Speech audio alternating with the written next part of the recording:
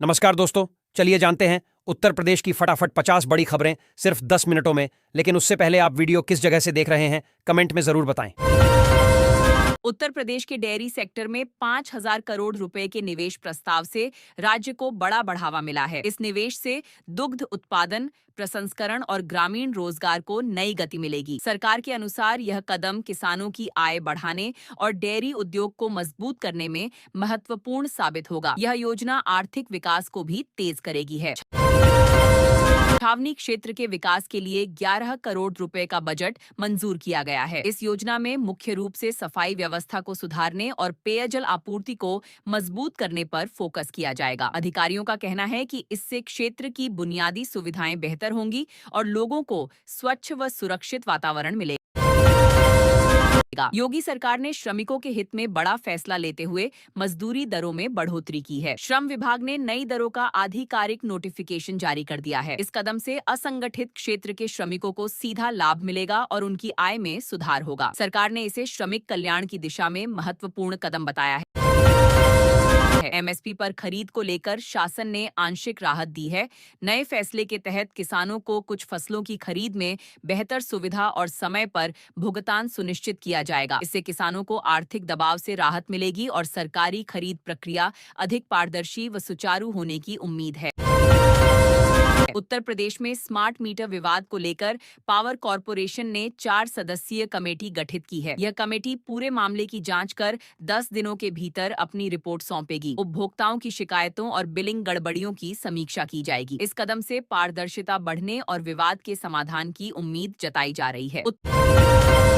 उत्तर प्रदेश सरकार ने ध्वनि प्रदूषण पर सख्ती बढ़ा दी है। अब मॉडिफाइड साइलेंसर और प्रेशर हॉर्न से तेज शोर करने वाले वाहनों पर कार्रवाई होगी। ऐसे वाहनों का रजिस्ट्रेशन सर्टिफिकेट रद्द किया जाएगा और ड्राइविंग लाइसेंस भी अमान्य किया जा सकता है। पुलिस और परिवहन विभाग को अभियान चलाकर सख्त कार्रवाई के निर्देश दिए गए हैं। उत्तर प्रदेश में 3 से 6 वर्ष के बच्चों के लिए बाल वाटिका कोर्स लागू किया गया है।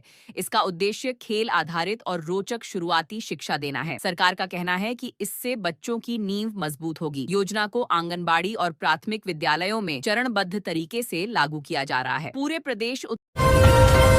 उत्तर प्रदेश में पंचायत चुनाव को लेकर तैयारियां तेज हो गई हैं। राज्य निर्वाचन आयोग 10 जून तक अंतिम वोटर लिस्ट जारी करेगा। इसके बाद चुनाव कार्यक्रम तय होने की संभावना है। हालांकि टाइमलाइन को लेकर सवाल भी उठ रहे हैं, क्योंकि कई जिलों में अभी तक पुनरीक्षण कार्य पूरा नहीं हो पाया है। आयोग ने समय पर प्रक्रिया पूरी करने के निर्देश दिए हैं।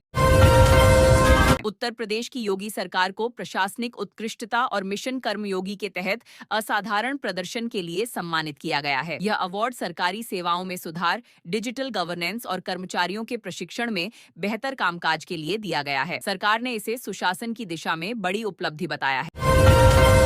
पश्चिमी उत्तर प्रदेश के गाजियाबाद, नोएडा समेत कई इलाकों में बारिश से लोगों को गर्मी से राहत मिली है।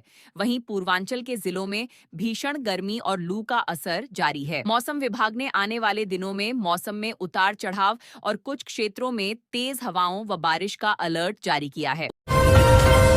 उत्तर प्रदेश में बंदरों के बढ़ते आतंक से राहत दिलाने के लिए वन विभाग ने खास योजना तैयार की है। इसके तहत प्रभावित इलाकों में बंदरों के नियंत्रण और पकड़ने की व्यवस्था की जाएगी। अत्यधिक स्थिति में नियमानुसार सख्त कदम उठाने की भी छूट मिल सकती है। इस कदम का उद्देश्य लोगों की सुरक्षा और फसलों को नुकसान से बचाना है। इलाहाबाद हाई कोर्ट ने गैंगस्टर एक्ट से जुड़े एक मामले में बड़ी राहत देते हुए महिला की गिरफ्तारी पर रोक लगा दी है। कोर्ट ने मीरजापुर जिलाधिकारी से इस कार्रवाई पर जवाब तलब किया है। मामले में पुलिस की कार्यवाही पर सवाल उठाते हुए कोर्ट ने विस्तृत रिपोर्ट मांगी है। अब अगली सुनवाई में स्थिति स्पष्ट की जाएगी।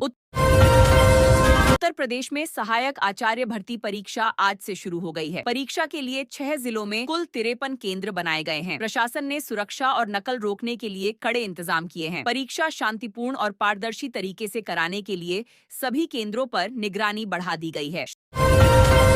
श्रमिकों के लिए चलाई जा रही कल्याणकारी योजनाओं का लाभ अब तेजी से पहुंचाया जा रहा है। सरकार का उद्देश्य मजदूर वर्ग को सामाजिक सुरक्षा, स्वास्थ्य सुविधा, शिक्षा सहायता और आर्थिक सहयोग उपलब्ध कराना है। विभिन्न योजनाओं के तहत पंजीकृत श्रमिकों को सीधा लाभ दिया जा रहा है, जिससे उनके जीवन स्तर में सुधार हो सके। मथुरा में एडमिशन और स्कॉलरशिप पोर्टल CUCT 2026 लॉन्च किया गया है। विश्वविद्यालय ने छात्रों के लिए 50 करोड़ रुपए तक की स्कॉलरशिप देने की घोषणा की है। इस पहल से छात्र छात्राओं को उच्च शिक्षा में आर्थिक सहायता मिलेगी और दाखिले की प्रक्रिया भी आसान होगी। भाजपा सरकार में नारी शक्ति को सशक्त बनाने के लिए 33% आरक्षण की व्यवस्था लागू की गई है।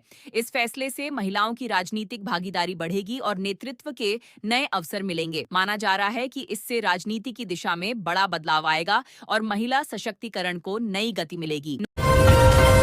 नोएडा हिंसा मामले में योगी सरकार ने बड़ा कदम उठाया है। सरकार ने 203 कॉन्ट्रैक्टरों के लाइसेंस निरस्त करने की प्रक्रिया शुरू कर दी है। इसके साथ ही 1.16 करोड़ रुपए की पेनल्टी भी लगाई गई है। प्रशासन का कहना है कि कानून व्यवस्था से खिलवाड़ करने वालों पर सख्त कार्रवाई जारी रहेगी। SN मेडिकल कॉलेज में पहली बार मुफ्त हार्ट बाईपास सर्जरी सफलतापूर्वक की गई है। सर्जरी के बाद मरीज को 72 घंटे में ही छुट्टी दे दी गई, जिससे अस्पताल ने एक नया रिकॉर्ड बनाया है। डॉक्टरों के अनुसार ये पहल गरीब मरीजों के लिए बड़ी राहत साबित होगी और आधुनिक चिकित्सा सेवाओं को मजबूती देगी।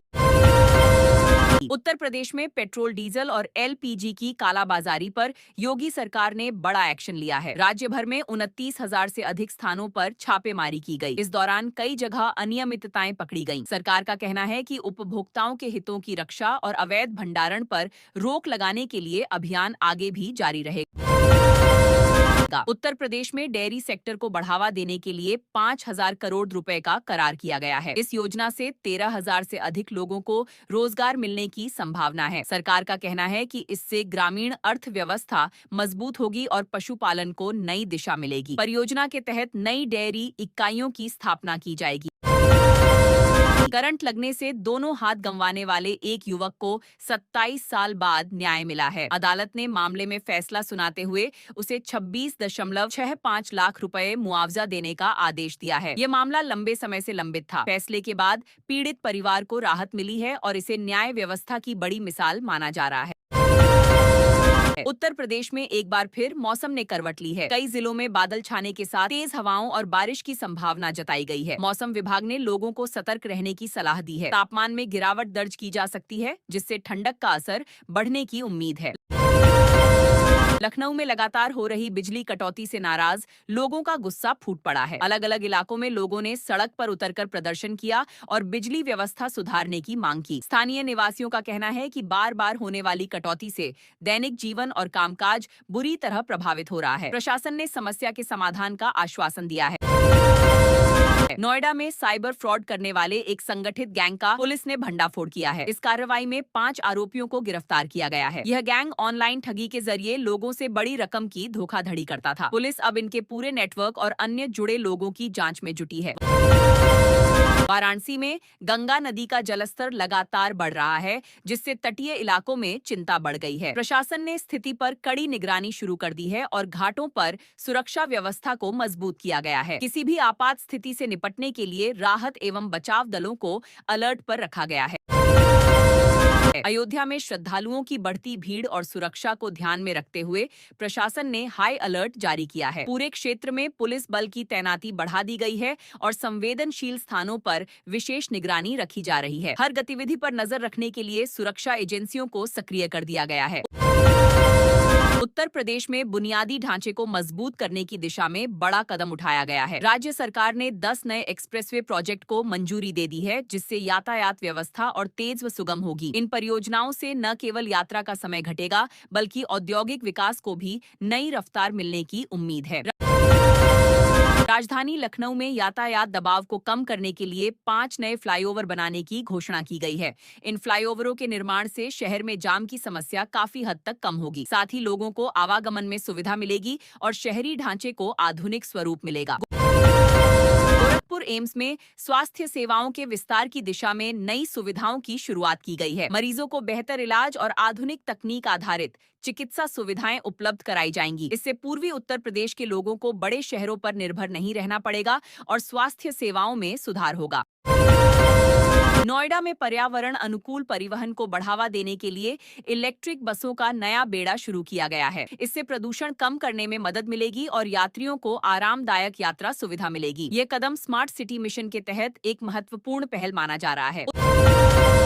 उत्तर प्रदेश के 100 गांवों को पूरी तरह डिजिटल बनाने की योजना पर काम शुरू हो गया है। इन गांवों में इंटरनेट, डिजिटल सेवाएं और ऑनलाइन सरकारी सुविधाएं उपलब्ध कराई जाएंगी। इससे ग्रामीण क्षेत्रों में पारदर्शिता बढ़ेगी और लोगों को योजनाओं का सीधा लाभ मिलेगा। अयोध्या में राम मंदिर निर्माण कार्य की प्रगति एक बार फिर चर्चा के केंद्र में आ गई है। निर्माण कार्य तेजी से आगे बढ़ रहा है और श्रद्धालुओं में उत्साह का माहौल है। परियोजना से जुड़े कार्यों की समीक्षा दोबारा शुरू होने के बाद पूरे क्षेत्र में विकास और धार्मिक पर्यटन को नई गति मिलने की उम्मीद जताई जा रही है। कुंभ मेले की तैयारियों को लेकर पहले बनी योजना एक बार फिर लागू की जा रही है। प्रशासन ने व्यवस्थाओं को अपडेट करते हुए भीड़ नियंत्रण, सुरक्षा और यातायात प्रबंधन पर विशेष फोकस शुरू किया है। पुराने अनुभवों को ध्यान में रखते हुए इस बार बेहतर प्रबंधन की रणनीति तैयार की जा रही है ताकि आयोजन सुचारू रूप से संपन्न हो सके। लखनऊ मेट्रो विस्तार की पुरानी परियोजना को नई रफ्तार मिल गई है। लंबे समय से रुकी हुई योजना को अब पुनः गति दी जा रही है, जिससे शहर के कई नए क्षेत्रों को मेट्रो सुविधा से जोड़ा जाएगा। इस कदम से यातायात दबाव कम होगा और यात्रियों को तेज, सुरक्षित और सुविधाजनक परिवहन उपलब्ध होगा। वाराणसी में घाटों के सौंदर्यीकरण की योजना एक बार फिर सुर्खियों में है। पहले से चल रही इस परियोजना को नए सिरे से सक्रिय किया गया है। गंगा घाटों के पुनर्विकास और रोशनी व्यवस्था को बेहतर बनाने पर काम हो रहा है। आगरा में ताजमहल के संरक्षण को लेकर पुरानी रिपोर्ट फिर से चर्चा में आ गई है। संरचना की सुरक्षा, पर्यावरणीय प्रभाव और भीड़ प्रबंधन जैसे मुद्दों पर विशेषज्ञों की राय दोबारा सामने आ रही है। इसके आधार पर भविष्य में संरक्षण से जुड़े नए कदम उठाए जाने की संभावना जताई जा रही है। उत्तर प्रदेश सरकार में कैबिनेट स्तर पर बड़ा फेरबदल किया गया है, जिसमें कई मंत्रियों के विभागों में बदलाव देखने को मिला है। इस फैसले को प्रशासनिक कार्यों में तेजी और बेहतर समन्वय के लिहाज से अहम माना जा रहा है। राजनीतिक हलकों में इस बदलाव को लेकर चर्चाओं का दौर तेज हो गया है। विधानसभा सत्र के दौरान विपक्ष ने सरकार को कई मुद्दों पर घेरते हुए तीखी बहस की। बेरोजगारी, महंगाई और कानून व्यवस्था जैसे सवालों पर सरकार से जवाब मांगा गया। सदन में आरोप प्रत्यारोप का माहौल देखने को मिला, जिससे राजनीतिक गर्मी और बढ़ गई है। पंचायत चुनावों की तैयारियों को लेकर प्रशासन पूरी तरह सख्त नजर आ रहा है। चुनाव प्रक्रिया को निष्पक्ष और शांतिपूर्ण बनाने के लिए निगरानी बढ़ा दी गई है। सुरक्षा व्यवस्था, मतदान केंद्रों की तैयारी और संवेदनशील इलाकों पर विशेष ध्यान दिया जा रहा है। उत्तर प्रदेश में कानून व्यवस्था को लेकर डीजीपी ने बड़ा बयान दिया है। उन्होंने कहा कि राज्य में अपराध नियंत्रण के लिए पुलिस पूरी तरह सतर्क है और किसी भी स्थिति से निपटने के लिए त्वरित कार्रवाई की जा रही है। साथ ही जनता से सहयोग की अपील भी की गई है। मेरठ में हाल ही में हुई लूट की वारदात का पुलिस ने सफलतापूर्वक खुलासा कर दिया है। जांच के दौरान मुख्य आरोपी को गिरफ्तार कर लिया गया है और उससे पूछताछ जारी है। पुलिस का कहना है कि जल्द ही पूरे गिरोह का पर्दाफाश किया जाएगा और अन्य साथियों की भी पहचान की जा रही है। प्रयागराज में नकली दवाओं के बड़े नेटवर्क का खुलासा हुआ है, जिससे स्वास्थ्य विभाग में हड़कंप मच गया है। कार्रवाई के दौरान भारी मात्रा में नकली दवाएं बरामद की गई हैं। यह नेटवर्क लंबे समय से सक्रिय था और कई जिलों में सप्लाई की जा रही थी। जांच एजेंसियां अब पूरे रैकेट को ट्रेस करने में जुटी हैं।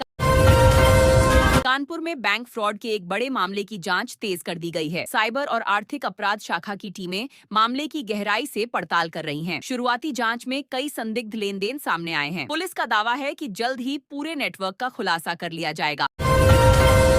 गाजीपुर में अवैध हथियार बनाने वाली फैक्ट्री का पुलिस ने पर्दाफाश किया है। छापेमारी के दौरान बड़ी संख्या में हथियार और निर्माण सामग्री बरामद की गई है। इस कार्रवाई से क्षेत्र में अवैध गतिविधियों पर बड़ा प्रहार माना जा रहा है। पुलिस ने कुछ आरोपियों को हिरासत में लेकर पूछताछ शुरू कर दी है। उत्तर प्रदेश में युवाओं के लिए बड़ा रोजगार अवसर सामने आया है, जहां 50,000 पदों पर भर्ती प्रक्रिया शुरू कर दी गई है। विभिन्न विभागों में होने वाली इस भर्ती से हजारों युवाओं को सरकारी नौकरी पाने का मौका मिलेगा। आवेदन प्रक्रिया को पारदर्शी और डिजिटल माध्यम से संचालित किया जा रहा है। लखनऊ में लगातार बढ़ रही चोरी की घटनाओं को देखते हुए पुलिस ने सख्ती बढ़ा दी है। संवेदनशील इलाकों में गश्त तेज कर दी गई है और संदिग्ध लोगों पर नजर रखी जा रही है। पुलिस का कहना है कि जल्द ही चोर गिरोहों पर शिकंजा कसकर वारदातों पर अंकुश लगाया जाएगा। लखनऊ यूनिवर्सिटी में नए कोर्स शुरू करने की घोषणा की गई है, जिससे छात्रों को आधुनिक और रोजगारोन्मुख शिक्षा के विकल्प मिलेंगे। इन कोर्सों में टेक्नोलॉजी और प्रोफेशनल स्किल्स पर विशेष ध्यान दिया जाएगा। विश्वविद्यालय प्रशासन का कहना है कि इससे छात्रों की करियर संभावनाएं और मजबूत होंगी।